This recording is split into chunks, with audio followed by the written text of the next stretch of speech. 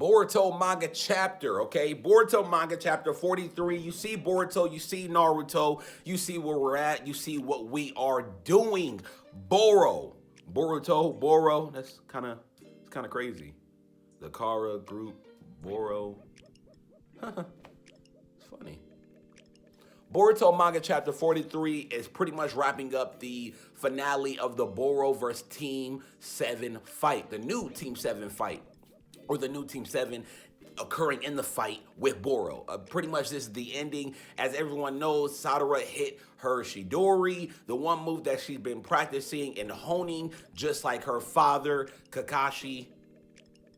I only said that because technically Kakashi did the lightning blade, then he taught Sasuke the Shidori, then Sasuke had the Shidori, then taught. You get what I'm trying. This chapter was a very good chapter. I believe 43 chapters with so much non-wording or non-panels. You know what I'm saying? Non-wording panels. It's not necessarily a waste, but this can definitely be a weekly series if it could be. But I already understand what everything kind of goes to that, and then Samurai 8 already being weekly, Kishimoto kind of having his hands already dirty with another series, so I understand. But in my opinion, 43 chapters for this chapter in particular kind of seems like a waste. There was some, I believe some extra panel that didn't really need to be, but I'm not complaining. I'm just saying, like, we could have got this chapter cut down, in my opinion, but that's just me. Moving on, there really isn't much that happened in these chapters except the few points that I want to just mention. Boruto's new karma form, which is pretty much just Momoshiki coming out and basically retaining Boruto's vessel and then leaving.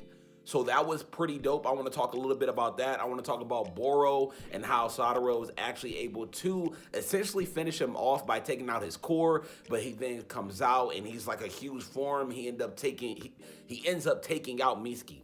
Now, to me, taking out Mitsuki was crazy. I really wanted Mitsuki to use his Sage Mode powers, but I'm pretty sure we're going to save that later. I just hope that we don't skip past that, or that's an off-panel fight or anything like that. That needs to be a moment, because there's so much you can do with Mitsuki, and honestly, his power range is like, it's right up there, okay? He's not a slouch compared to Boruto or none of them, honestly. He's pretty much right up there. It's just Boruto and Kawaki are just obviously here, while, like, again, it just goes down level at this point. Just levels and levels.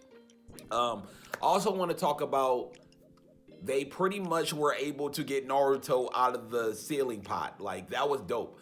That was very, very dope. Kawaki and Boruto used their karmas to build a space-time ninjutsu portal, essentially from the outside and inside of the ceiling pot, which essentially gets Naruto out. Naruto isn't awake, but he still has chakra leaking from him. So when Boruto,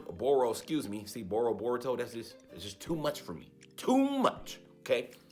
When Boro and Boruto pretty much collide, Boro's already transformed, and he's upset. He's going haywire. He's not going to really be able to do much, and we see Boruto transform. This right here was the pinnacle, of this chapter. It was amazing, essentially. He looked really dope, and you could tell Momoshiki essentially was controlling the boy. He was essentially controlling the boy's karma. He looked way more evolved than he already did, but then at the end of it, Momoshiki kind of goes back into his secret chamber, or wherever that is inside Boruto, and states that it's too long, or it'll be a ways away before you're ready, or anything around those lines. To me, that moment was great because it shows us what we're waiting for. It shows us what we're going to see. And it makes me believe that Kawaki is actually controlled by Jigen, which is why when we see the first episode of Boruto, the first chapter of Boruto, we see Kawaki, and he probably isn't Kawaki no more. He's actually a controlled version of Jigen when Jigen finally takes control of his body, because I'm pretty sure that's going to happen. I'm pretty sure Kawaki's not going on his own and do what he does. He already has a tight bond with Boruto, and already has a major tight bond with Naruto, to the point where it almost outshines Boruto's relationship, because Naruto had to spend so much time with Kawaki. Moving on, Kawaki uses the last of his karma powers, and all he's doing is just looking at Boruto go crazy. Because again, Boro pretty much rendered Mitsuki useless, grabs Sadara. Boruto's able to go. He transforms. He beats the fuck out of Boro. Like, there is no nothing. He beat the living shit out of Boro to the point where he went by Naruto, took some chakra for him, or took a necessary chakra so Boruto could use a Rasengan. And he was like, oh yeah, what is this move? Rasengan. Huge, massive Rasengan. Boro is done. That is it. And then, and only then, did again his karma and Boruto's back. So again, I don't know if Boruto's karma is more developed than Kawaki's, or if Jigen didn't necessarily possess Kawaki, hence why his transformation isn't as vital as Boruto's. But again, if this is what we're gonna wait for, this is amazing. Now, since we're done talking about that, Team 7 versus Boruto is gonna be great in the anime. It was a great moment overall. But since we're done talking about that, let's talk about the end of this chapter and what I'm honestly waiting for next month. Kashin, Jogen, or whatever his name is, or Kashin versus Jigen. Yes, Kashin is going to go ahead and try to knock off Jigen. Jigen's only at 10% of his power. And this is crazy because we see a little marking. I don't know, but I would love if we would see a little bit more of Sage Mode. Sage Mode is obviously different for multiple people. So there's a possibility that Sage Mode could be in his arsenal, considering he already has told versions of jutsus and shit like that. So we might get something around those lines, but I want to see Jigen at 10%. Yes, I want to see a Jigen at 10% versus Kashin.